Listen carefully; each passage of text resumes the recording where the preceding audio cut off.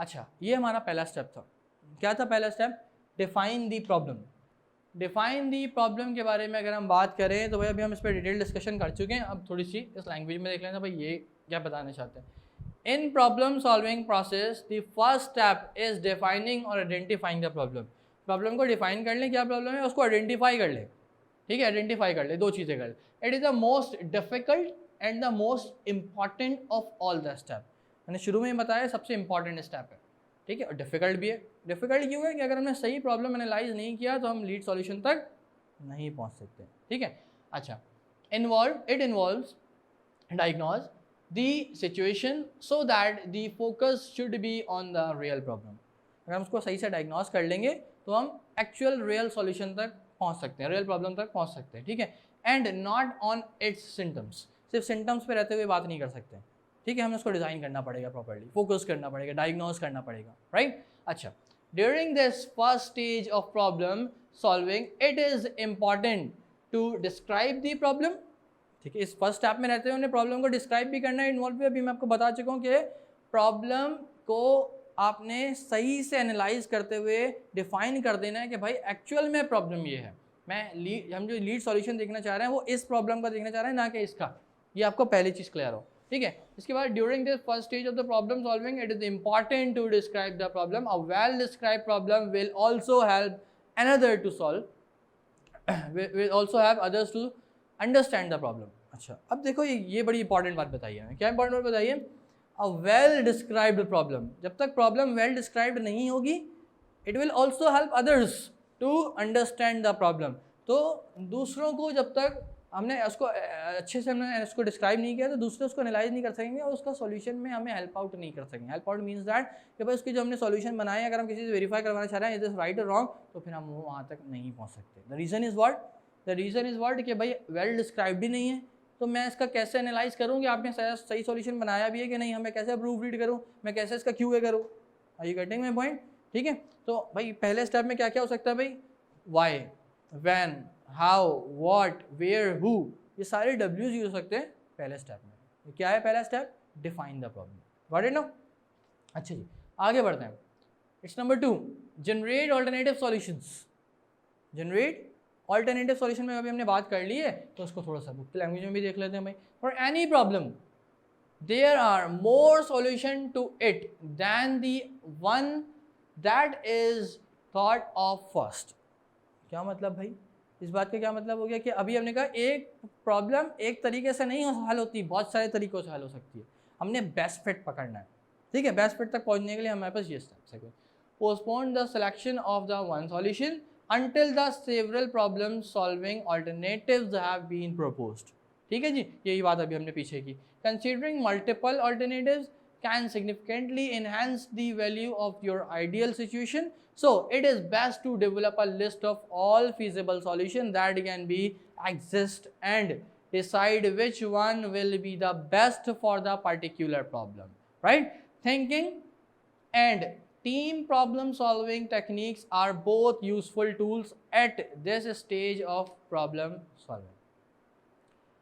ये जो सारी बातें मैंने अभी पढ़ी, जनरेट ऑल्टरनेटिव सॉल्यूशन, इसका कंक्लूजन वही है जो भी हम पीछे बात करके आए। क्या बात करके आए थे कि एक सॉल्यूशन के जब तक एक प्रॉब्लम के जब तक मल्टीपल सॉल्यूशन नहीं होंगे तो हम ये डिसाइड नहीं कर सकते कि भाई which one is gonna be fit.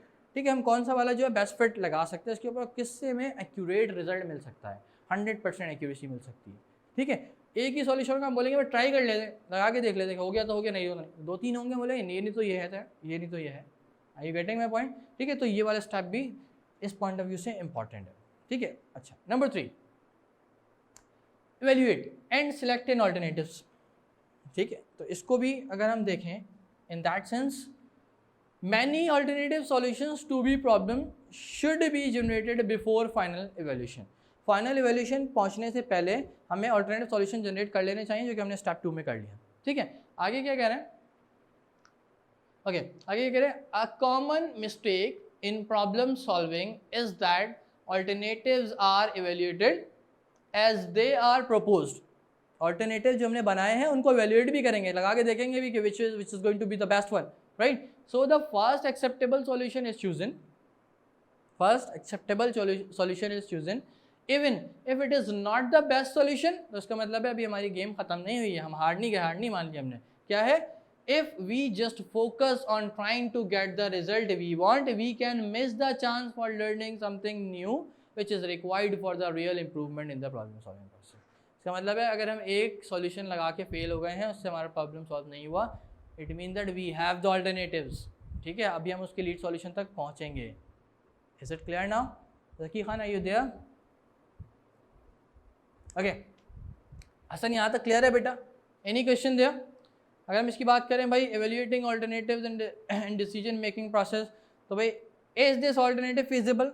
क्या ये ऑल्टरनेटिव फिजिबल है? इसका पहली चीज़ ये डिसाइड कर लेंगे हम एवेल्युएट करके, क्या ये इसका ऑल्टरनेटिव सॉल्यूशन है? क्या जैसे फॉर एग्जांपल जो मेरा प्रॉब्लम है उसका ये ऑल्टरनेटिव हो भी सकता है कि नहीं हो सकता, मैं गलत ऑल्टरनेटिव बना रहा हूँ, वो उस पर फिट ही ना हो। पहली चीज़ ये होगी। ठीक, अगर वो यस, तो क्या करें, इज़ द ऑल्टरनेटिव सेटिस्फैक्ट्री? क्या ये ऑल्टरनेटिव जो मैंने बनाया है सेटिस्फैक्ट्री है? सेटिस्फैक्ट्री से मुराद क्या है कि इससे सॉल्यूशन मिलेगा भी कि नहीं, या 100% एक्यूरेसी के साथ मिलेगा भी कि नहीं? अगर यस, तो आगे बढ़ जाए। ठीक है, are the alternatives consequences affordable? और उस ऑल्टरनेटिव के जो कॉन्सिक्वेंसेज आएंगे वो अफोर्डेबल भी होंगे कि नहीं? ऐसा तो नहीं है कि भाई ये कॉन्सिक्वेंसेज जो आ रहे हैं मैं अफोर्ड ही ना कर सकूँ।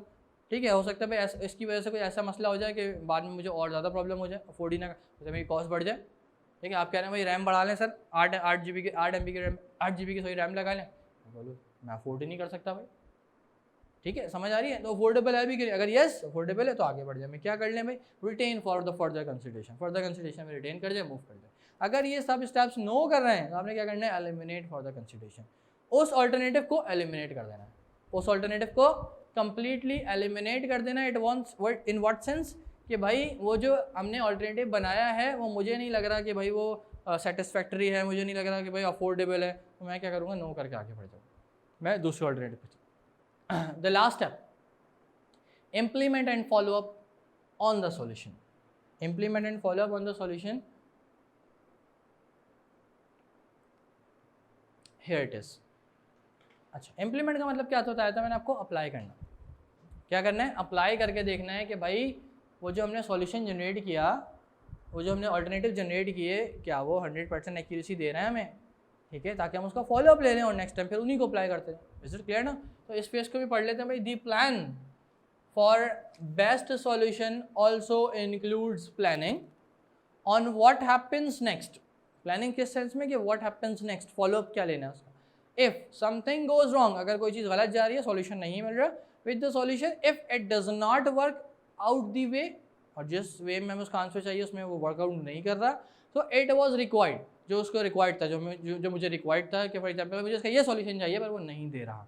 ठीक है, तो क्या करेंगे, when the best solution is implemented it is important to track. अगर बेस्ट सॉल्यूशन फिट हो गया, एक्यूरेसी 100% आ रही है, उसको ट्रैक कर लें, and measure the result to be able to answer questions such as did it work. इन question का आप जवाब दे सकें। क्या जवाब देंगे भाई, क्या इम्प्लीमेंट करने से मेरा काम हो गया, did it work, was this a good solution, ये जो मुझे सॉल्यूशन मिला इसकी एक्यूरेसी अच्छी है, right, did we learn something here in the implementation, implement करके हमने कुछ सीखा, that we could apply to other potential problem, और हम इसी तरह के कोई और अदर पोटेंशियल प्रॉब्लम यहाँ पर आती हैं तो क्या हम ये उस पर अप्लाई कर सकते हैं या नहीं। Is it clear now? ये चारों पॉइंट प्रॉब्लम सॉल्विंग के लिए मोस्ट इंपॉर्टेंट हैं। स्टेप नंबर 1 से रिकॉल करते हैं। ठीक है, अच्छा एक मिनट, एक स्लाइड और देख लें, फिर स्टेप नंबर 1 से रिकॉल करते हैं। क्या है, when choosing the most appropriate solution, जब मोस्ट एप्रोप्रिएट सॉल्यूशन चूज कर लेंगे, जो कि अभी पीछे इंप्लीमेंटेशन फेज में सीखा, the problem solver should consider about the possible impact of that solution. ठीक है, for example, will this solution solve the current problem without creating the new ones. क्या ये सॉल्यूशन करंट प्रॉब्लम को resolve कर सकता है, हमें ऑल्टरनेटिव ना बनाने पड़े आगे अगर हमें ये फेस करना पड़ जाए। ठीक है, और if this solution is acceptable bye everyone, acceptable bye everyone मतलब हर कोई इसको इम्प्लीमेंट कर सकता है जब वो ये प्रॉब्लम फेस करे या नहीं। ठीक है, इन्वॉल्व इन दिस सिचुएशन, और if the solution is with in the budget, if the solution is अभी अफोर्डेबल, अभी पीछे बात की थी हमने, and achieved with in a given time, और क्या ये जो हमने सॉल्यूशन जनरेट किया है, जिसका फॉलोअप लिया है, क्या ये हमारे लिए अफोर्डेबल भी होगा आगे कि नहीं। अगर अफोर्डेबल होगा तो with in a time available भी होगा कि नहीं। फॉर एग्जाम्पल भाई टाइम कम है मेरे पास और मुझे इसका सॉल्यूशन निकालना है, अब भाई टाइम कम है और वही चीज़ चाहिए जो बेस्ट फिट है, तो क्या वो चीज़ मुझे टाइमली मिल जाएगी आगे जाके कि नहीं? तो ये सारी बातें देखते हुए हम फॉलोअप के पॉइंट्स मेंशन करते हैं, फॉलोअप के पॉइंट्स लिखते हैं, ठीक है जी। तो ये डायग्राम से आपको मैं एक्सप्लेन भी कर दूँ भाई, ये बेस्ट फिट लग रहा था मुझे जो इस जगह पे आ सकता है, ये जो एरिया है इस जगह के लिए मुझे ये बेस्ट फिट लग रहा था, तो मैं क्या करूँ इसको इम्प्लीमेंट करते हुए ये देखूँ भाई कि ये क्या ये मुझे बाद में अवेलेबल भी होगा, ये इतना महंगा तो नहीं है कि भाई मेरी ये इसकी कॉस्ट पूरी चेंज हो जाए, ठीक है, और ये इसका 100% एक्यूरेसी देगा भी कि नहीं देगा, ये सारे पॉइंट मैंने कंसीडर करने हैं और जहन में रखते हुए, सारे पॉइंट जहन में रखते हुए मैंने इस इम्प्लीमेंट फेज़ पे काम करना है। एक रिव्यू फेज़ पे चलते हैं, मैं एक छोटा सा रिव्यू देता हूँ उसका, फिर उसके बाद हम क्लास वाइंड अप करेंगे इंशाल्लाह, ठीक है। तो रिव्यू फेज़ में क्या आ जाएगा भाई, सबसे पहले हमने क्या देखा, प्रॉब्लम क्या होती है। तो problem can be any situation, for example भाई मुझे कंप्यूटर में 2 नंबर्स को ऐड करना है, 2 नंबर्स को ऐड करना है, उस ऐड करने के लिए मुझे एक कैलकुलेटर का पीछे फॉर्मूला बनाना है कि भाई मुझे कैलकुलेटर बनाना है ऐसा जो 2 नंबर को ऐड कर सके, तो उसके पीछे क्या स्टेप्स होंगे, ठीक है। तो मेरी प्रॉब्लम क्या थी कि मैंने 2 नंबर को ऐड करना है, ठीक है, I need to add to any 2 numbers, ठीक है। तो वो जो 2 नंबर्स को मैंने ऐड करना है, दैट इज़ माई प्रॉब्लम, क्योंकि उसके लीड सॉल्यूशन तक पहुँचना है, अगर मैं उसके लीड सॉल्यूशन तक नहीं पहुँचूंगा तो मेरा प्रॉब्लम रिजॉल्व नहीं होगा। इज इट क्लियर ना? अच्छा, अब वो मैंने प्रॉब्लम तो आइडेंटिफाई कर लिया कि भाई मेरी रिक्वायरमेंट ये है, अब मैं क्या उसकी स्ट्रैटेजीज डिफाइन करूँगा, उसका प्रोसेस डिफाइन करूँगा। जब तक मैं उसकी स्ट्रैटेजीज और प्रोसेस नहीं डिफाइन करूँगा तो मुझे लगेगा भाई ये सॉल्यूशन है, भाई इस पर अप्लाई कर दो, और मुझे उसका रिजल्ट नहीं मिला, आउटकम नहीं मिला, तो फिर क्या होगा, कोई ऑल्टरनेटिव वे नहीं होगी, ऑल्टरनेटिव वे नहीं, फिर मैं कभी भी 2 नंबर को ऐड नहीं कर पाऊँगा। इज इट क्लियर ना? ठीक है, तो एक इस चीज़ का हमने ख्याल रखना है। अब वो जो स्ट्रैटेजीज़ हैं, हमारे पास जो स्ट्रैटेजीज़ हैं सॉल्यूशन की, उसके अंदर क्या आते हैं, 4 स्टेप्स आते हैं। अभी मैंने आपको बताया प्रॉब्लम सॉल्विंग की स्ट्रैटेजीज में 4 स्टेप्स आते हैं, प्रोसेस में 4 स्टेप्स। कौन से 4 स्टेप्स हैं भाई? 4 स्टेप्स जो है हमारे पास, उसमें पहला स्टेप क्या है, define the problem. Define the problem means that कि भाई अगर हमने किसी प्रॉब्लम को डिफाइन करना है, रिजॉल्व करना है, तो उसका डिस्क्राइब करना और डिफाइन करना लाजिम है।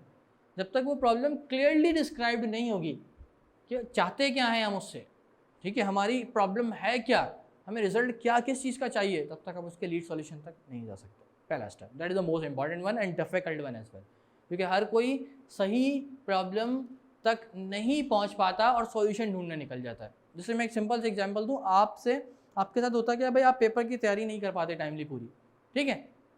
अब आपको नहीं पता कि भाई मुझसे टाइमली याद नहीं होता, ठीक है, याद नहीं किया जाता, या मेरी टाइम मैनेजमेंट वीक है, या फिर मैं एंड में भूल जाता हूँ, ठीक है, या फिर क्या है भाई मेरी लर्निंग पावर स्लो है, तो ये सारी, या फिर मैं पढ़ने आखिर में स्टार्ट करता हूँ, तो ये बहुत सारी बातें निकलती हैं इसमें से। आपको नहीं पता आपका एक्चुअल प्रॉब्लम क्या है, कि टाइम मैनेज नहीं किया जा रहा आपसे, ये चीज़ भूल रहे हो, उस एक्चुअल प्रॉब्लम तक पहुँचना है। Is it clear now? ठीक है, तो ये वाला स्टेप डिफिकल्ट भी है और इंपॉर्टेंट भी है इस पॉइंट ऑफ व्यू से, ऑलराइट ना? अच्छा, पॉइंट नंबर 2 क्या था? पॉइंट नंबर 2 के बारे में हमने बात करी, स्टेप नंबर 2 के बारे में क्या था वो, कि जनरेट ऑल्टरनेटिव सॉल्यूशंस।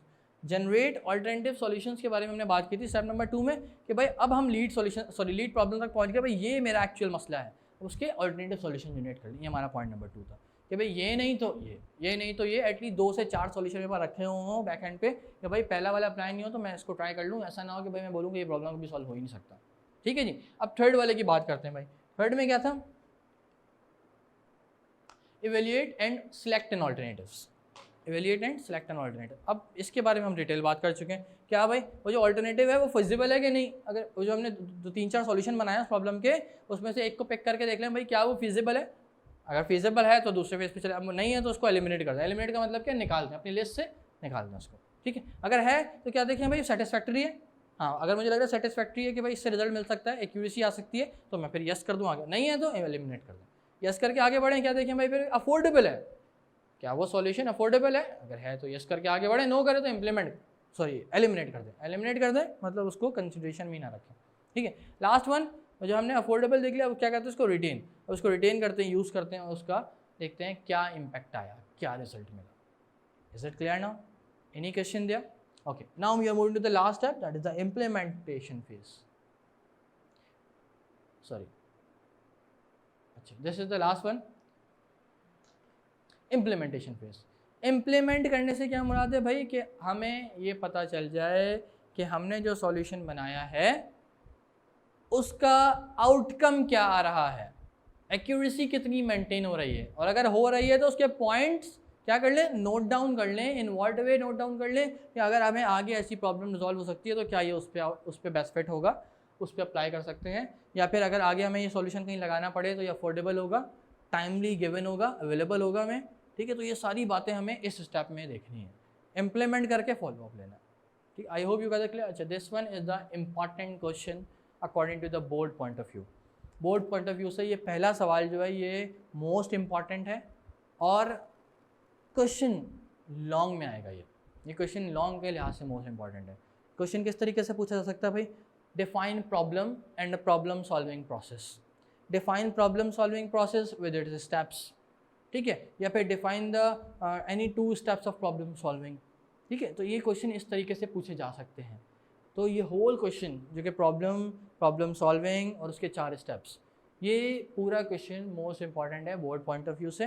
तो आपने इसकी तैयारी अभी से करके रख देनी है। आज जो समझा है अपनी वर्डिंग में इसका एक आंसर क्रिएट करो, नोटबुक सामने रखो, अपनी वर्डिंग में एक आंसर क्रिएट करो और क्रिएट करने के बाद क्या करो, उसको मेमोराइज़ करो।